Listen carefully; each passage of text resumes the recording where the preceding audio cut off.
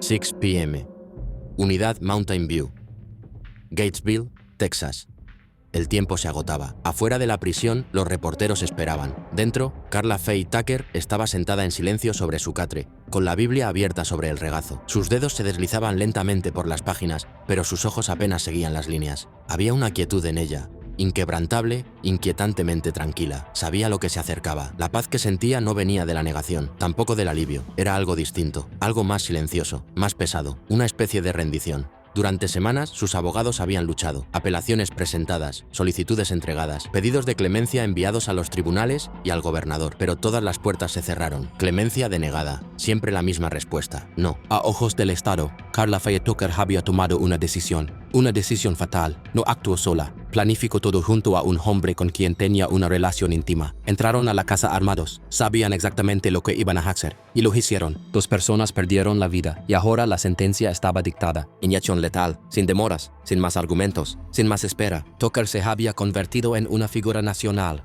Algunos veían redención, otros solo veían el crimen. Pero para entender cómo llegó a ese momento, cómo una mujer que una vez fue etiquetada como un monstruo se convirtió en alguien por quien muchos pedían clemencia, hay que regresar al principio. Karla Faye Tucker nació el 18 de noviembre de 1959 en Houston, Texas. Era la menor de 3 hermanas. Su padre, Larry, trabajaba como estibador. Su madre, Carolyn, solía mantenerse en segundo plano, presente pero no siempre estable. Desde fuera, su familia parecía como cualquier otra. Pero tras las paredes, todo comenzaba a desmoronarse. El matrimonio era tenso, lleno de discusiones y largos silencios. Cuando Karla tenía 8 años, ya fumaba con sus hermanas, pequeños actos de rebeldía que pronto se volvieron rutina. Su infancia estaba terminando demasiado pronto. Luego, a los 10 años, todo se vino abajo. Sus padres se estaban divorciando en un proceso amargo y prolongado. Fue entonces cuando Karla descubrió la verdad. No había nacido del amor, había sido el resultado de una aventura. No era solo un dato, era una herida,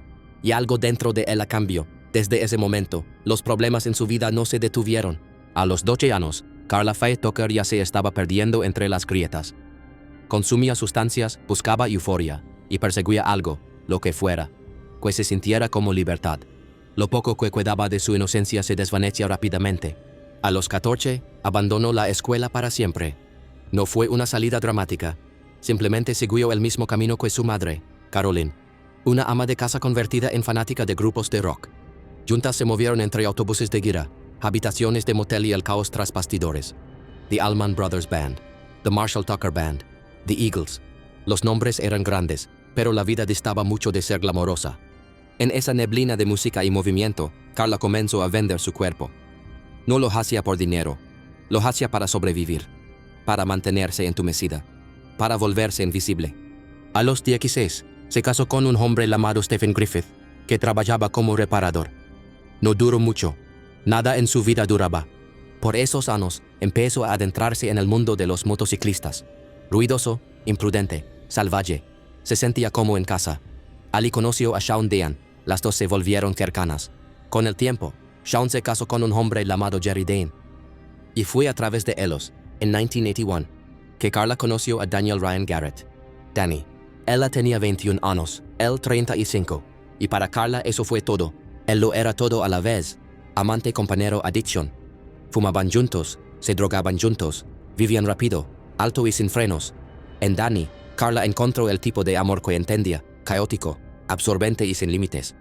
Pero luego llegó la noche que lo cambiaría todo. Un solo momento, una casa, 2 vidas dentro, y nada después volvería a ser igual. Era la madrugada del lunes 13 de junio de 1983, Houston, Texas. Karla Faye Tucker y Danny Garrett habían pasado el fin de semana drogados. Sustancias, ruido, caos. Un fin de semana que se desdibujaba en sí mismo. Y en algún momento después de las 3 a.m., hicieron su movimiento. No se suponía que iban a quitarle la vida a nadie. El plan era robar una motocicleta, una en la que Jerry Dean había estado trabajando en su apartamento. Llevaron a James Lee Brandt con ellos. Él no entró. Según su testimonio posterior, se quedó en el estacionamiento, buscando el camino de Dean. Dentro, Karla y Danny tenían llaves, unas llaves que, según Karla, había encontrado después de que Shawn Dean las perdiera. Entraron al apartamento en silencio, pero lo que ocurrió después nunca salió de esa habitación. En el dormitorio, Jerry Dean dormía, Tucker se subió sobre él. Él despertó confundido, asustado, forcejeando, agarrándola de los codos. Garrett intervino. Encontró un martillo de bola en el suelo y lo descargó. Una vez, dos veces, otra más, sobre la parte trasera del cráneo de Diane. Los golpes no le quitaron la vida. No de inmediato. Garrett salió del cuarto para comenzar a cargar las piezas de la motocicleta. Diane seguía respirando, luchando, haciendo un sonido ahogado. Carla se quedó. Y entonces tomó el pico. De casi 1 metro. Estaba apoyado contra la pared. Más tarde diría que solo quería detener ese sonido. Que la perturbaba. Que no se detenía. Balanceó el arma. La joya atravesó carne y hueso. Garrett regresó y le dio otro golpe más al pecho de Diane. Pero aún no habían terminado. Garrett volvió al garaje, cargando más partes de la moto de Diane en su ranchero. Y en ese silencio, Carla notó algo. Una silueta bajo las cobillas, contra la pared del fondo. ¿Era una mujer? Deborah Ruth Thornton. Había discutido con su esposo la noche anterior y terminó durmiendo en la cama de Jerry Diane. No se había movido durante el primer ataque. Permaneció oculta. Hasta ese momento. Carla la rozó con el pico. Deborah se defendió, luchó. Garrett volvió a entrar y las separó. Pero ya era tarde. El daño estaba en marcha. Tucker alzó el pico y volvió a golpear. Y otra vez, hasta que el último golpe se hundió profundamente en el pecho de Deborah Thornton, directo al corazón. Tucker luego describiría lo que sintió en ese momento. Crudo, gráfico y perturbador. Habló de la sensación, del placer. De los múltiples orgasmos que, según ella, experimentó con cada golpe. Sus palabras perseguirían a la corte, a la prensa, al público. Y así de repente se fueron. Tucker y Garrett huyeron del apartamento, dejando atrás 2 cuerpos, una habitación empapada en rojo y un acto que seguiría a Carla hasta el final de su vida. Pero la ley siempre encuentra el camino. A la mañana siguiente, un compañero de trabajo de Jerry Diane fue al apartamento. Estaba esperando que lo pasara a buscar. Lo que encontró, en cambio, fue silencio, y luego los cuerpos. La policía fue llamada. La escena era brutal. Charcos de sangre en el suelo, el aire aún denso por lo ocurrido. No tardaron mucho. 5 semanas después, Carla Faye Tucker y Danny Garrett fueron arrestados. El peso del crimen los acompañaba. No había forma de huir. Nada que deshiciera lo hecho. No había vuelta atrás. 8 a.m. Unidad de Huntsville, Texas. Dentro de la celda, Carla Faye Tucker estaba sola. Su Biblia descansaba en su regazo. Abierta, desgastada. Sus dedos pasaban las páginas con rapidez ahora, como si cada palabra pudiera retenerla un poco más. No había comido. El desayuno había legado y se había ido intacto. Los guardias notaron lo tranquila que parecía esa mañana. Serena incluso. Dijeron que se veía en paz. Pero por dentro, su mente no paraba.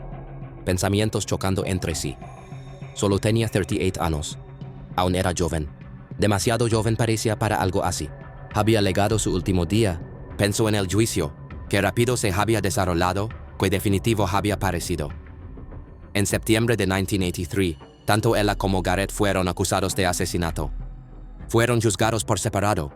A Tucker se le imputó la muerte de Jerry Diane y Deborah Thornton. Pero luego, tras aceptar testificar contra Garrett, el cargo por Thornton fue retirado. Garrett tampoco sería juzgado por ese asesinato. Ella se declaró inocente, y luego esperó. Y en esa espera, algo más sucedió. Un día, al comienzo de su encarcelamiento, Carla tomó una Biblia del programa de ministerio de la prisión. No sabía por qué, solo que necesitaba algo. La abrió, sin esperar nada. Pero algo pasó. No sabía lo que estaba leyendo, diría más tarde. Antes de darme cuenta, estaba de rodillas en el suelo de mi celda. Solo le pedía a Dios que me perdonara. Era octubre de 1983. Y desde ese día en adelante, Carla aseguró haber cambiado. La mujer que una vez blandió un pico había desaparecido. En su lugar, estaba alguien distinto. Más tranquila, más pausada, transformada. Leía las escrituras cada día. Volvió a encontrar su voz. Esta vez a través de la oración. Y con el tiempo, encontró algo aún más profundo. El amor. En 1995, se casó con su ministro de prisión, el reverendo Dana Laney Brown. Fue una boda por poder, realizada desde su celda. No hubo flores ni invitados. Solo votos y fe. Ella decía haber hecho las paces con su pasado. Pero el reloj no se detenía. Y ahora el tiempo casi se había agotado. Aunque la pena máxima rara vez se aplicaba contra mujeres en Texas, Carla Faye Tucker fue la excepción. Junto a Danny Garrett, fue sentenciada a finales de 1984. El mensaje del Estado era claro. Esto no se trataba solo de justicia. Era un ejemplo. Garrett nunca enfrentó la ejecución. En 1993, mientras aún esperaba en el corredor de la muerte, murió en prisión por una enfermedad hepática. Tucker, mientras tanto, permanecía en su celda en la unidad Mountain View en Gatesville, Texas. Durante años compartió el pasillo con Pam Perillo, otra mujer sentenciada a muerte. Pero la pena de Perillo fue finalmente reducida. La de Tucker no. Entre 1984 y 1992, su equipo legal luchó sin descanso. Apelación tras apelación, argumento tras argumento, mociones sin fin. Alegaron todo lo posible. Su edad, su adicción, su transformación. Nada funcionó. El 22 de junio, Carla hizo una súplica personal. Admitió haber quitado vidas. No buscaba excusas. Pero pidió al Estado que la viera de forma diferente. No como la mujer que una vez blandió un pico, sino como la mujer en la que se había convertido. Alegó que las drogas habían alterado su mente, que nada de eso habría ocurrido si hubiera estado sobria, que ya no era esa persona. Y el mundo la escuchó. Llegaron cartas de todas partes, desde otros continentes, más allá de las fronteras, de iglesias, líderes mundiales, figuras públicas y personas que nunca la habían conocido. Incluso el hermano de una de las víctimas pidió clemencia. El alcaide de la prisión también la respaldó, declarando que había sido una interna ejemplar. Tranquila, respetuosa, reformada. 14 años en el corredor no la habían quebrado, la habían cambiado. Pero nada de eso importó. El 28 de enero de 1998, la Junta de Indultos y Libertad Condicional de Texas negó su solicitud de clemencia, sin audiencia, sin reconsideración. La decisión del Estado fue definitiva. Ninguna transformación podía deshacer lo que se había hecho. Él había quitado una vida, y ahora, el Estado quitaría la suya. Para entonces, Carla ya era conocida como la interna 777 del corredor de la muerte del Departamento de Justicia Criminal de Texas. Estaba tranquila, serena. Sus días se llenaban de escrituras, visitas de su esposo, el reverendo Dan Alane Brown, y largos periodos de silencio. Luego llegó el traslado final, 3 de febrero de 1998. El Estado la transportó en un avión del TDCJ desde la unidad Mountain View en Gatesville hasta la unidad de Huntsville. El viaje fue corto, el destino definitivo. La cámara ya la esperaba, y también la historia. 3 de febrero de 1998, 2 p.m. unidad de Huntsville, Texas. El tiempo se deslizaba rápido ahora. Cada hora pasaba en silencio.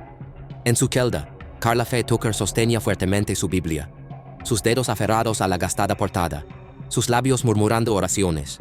Susurraba versículos para sí misma, aferrándose a su fe como si fuera lo único que la mantenía de pie, porque en su corazón aún creía que algo podía cambiar. Un milagro, una pausa, una mano invisible que descendiera en la última hora. Cualquier cosa, pero el milagro no llegó. Ese mismo día, solo unas horas antes de la ejecución programada, el gobernador de Texas, George W. Bush, rechazó su apelación de último momento. Su declaración fue breve, fría casi. En Texas, un gobernador no puede detener por sí solo una ejecución programada. Solo puede apoyar una recomendación de clemencia por parte de la Junta de Libertad Condicional, algo raro en los casos de pena capital. Esta vez no fue distinto.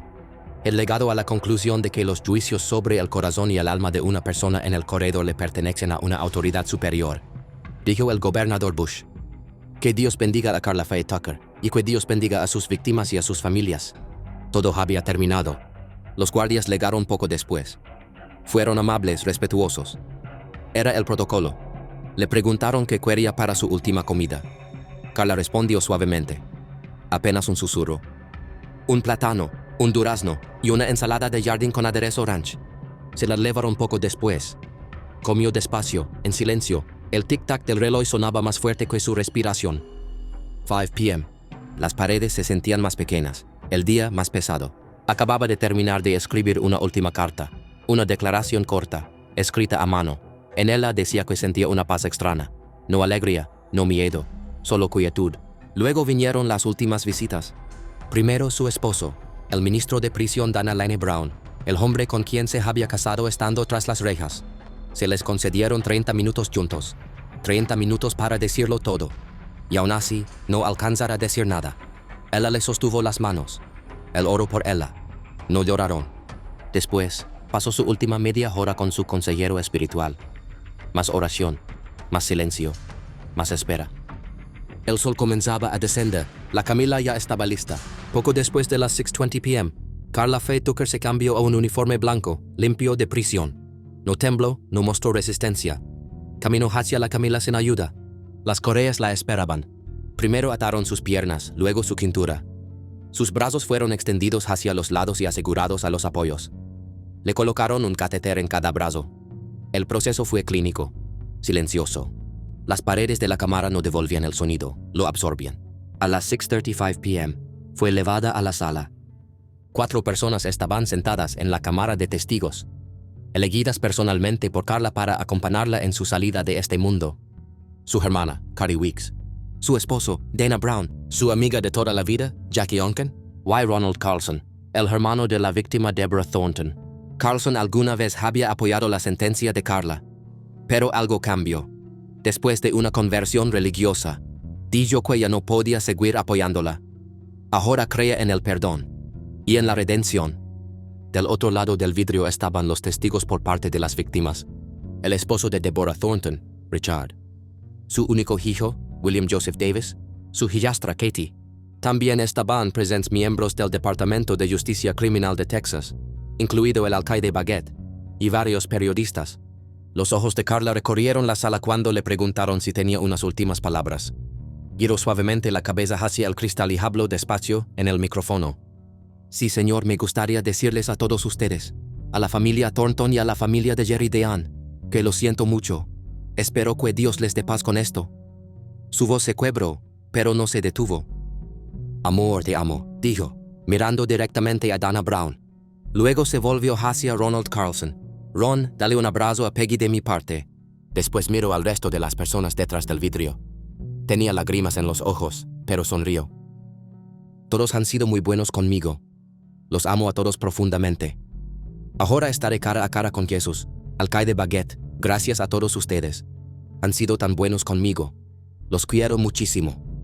Nos veremos cuando le Allah. Los esperaré. Y eso fue todo. Se dio la orden. A las 6:37 p.m. comenzó la inyección letal. Un cóctel de tiopental sódico, bromuro de pancuronio y cloruro de potasio fluyó lentamente por las líneas intravenosas. Karla miró hacia el teco. Se humedeció los labios. Comenzó a tararear suavemente. El nombre de Jesús aún en su lengua. 2 suspiros profundos. Luego un gemido suave. A las 6:45 p.m., Karla Faye Tucker exhaló su último aliento. 8 minutos después de la primera inyección, sus ojos quedaron abiertos, fijos hacia el techo. Solo tenía 38 años, pero la historia de Karla no terminó en esa camilla. Fue la primera mujer en ser ejecutada en Texas en 135 años. La última había sido Chipita Rodríguez en 1863, ahorcada durante la Guerra Civil.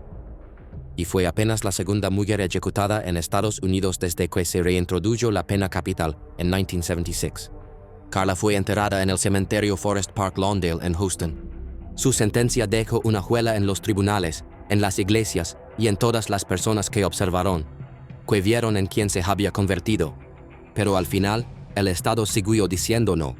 Y la camilla siempre estuvo esperando. Incluso un año después, ella seguía en la mente de muchos. No desapareció, permaneció.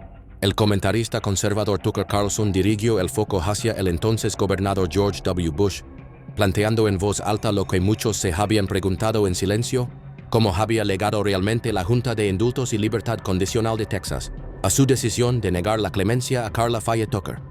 Detrás de esquina, Carlson afirmó haber presenciado algo escalofriante. Aseguró que Bush, refiriéndose a un momento de la entrevista televisada de Karla con Larry King, se había burlado, imitando su voz y mofándose de su petición de misericordia. Ya no era solo política, era algo personal. La acusación provocó una indignación silenciosa. Fuera cierto o no, el daño ya estaba hecho. La sensación de dignidad, lo poco que quedaba, se sintió traicionada.